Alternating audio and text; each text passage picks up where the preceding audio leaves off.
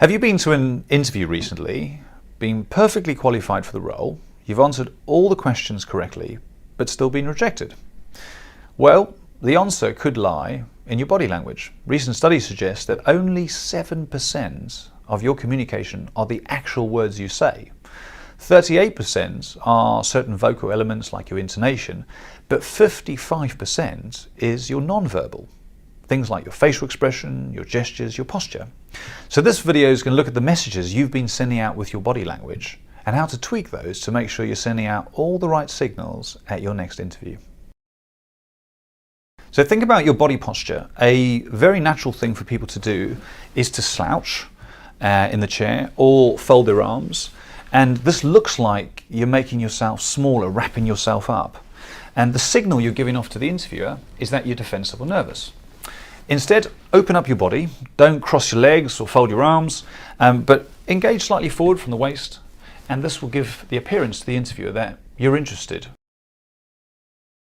If you're jiggling about a lot in the chair, changing your body posture, or you're playing with the button on your shirt or the ring or other objects, you're going to appear anxious and nervous, and certainly the interviewer is going to be less inclined to have confidence in you. So a really good tip is to first slow your breathing down. This will slow your heart rate and make you feel less nervy. Keep your hand gestures steady and only to emphasize a point. Palm upwards signifies that what you're saying is honest and trustworthy. Touching your heart signifies that what you're saying is genuine. Steepling is a sign of confidence. Conversely, clasping your hands is a sign of self-comfort and anxiety, so make sure you avoid these. Mirroring the interviewer is an effective technique, but it needs to be done very subtly. Mirroring hand movements or positive gestures, waiting 10 seconds though before you do it yourself. You can also mirror your speech, so their vocabulary, their jargon, the rate or volume of their speech. People trust those that are similar to themselves, so this makes the interviewer feel at ease and you're more likely to build rapport with them. This is so important. Interviewees often avoid the gaze of the interviewer or they look down. But by looking at the interviewer's eyes, you're asserting your confidence, your trustworthiness.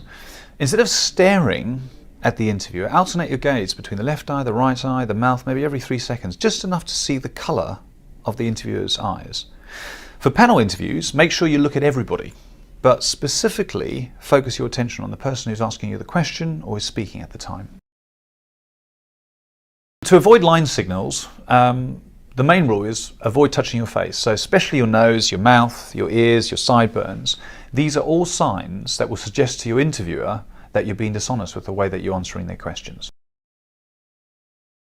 So the handshake is an obvious one, but so many people get this wrong.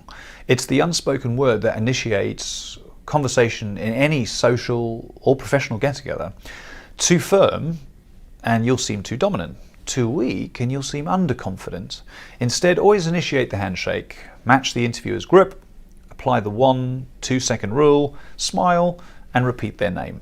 By putting these body language tips into practice, you'll be giving off the right impression at your next interview.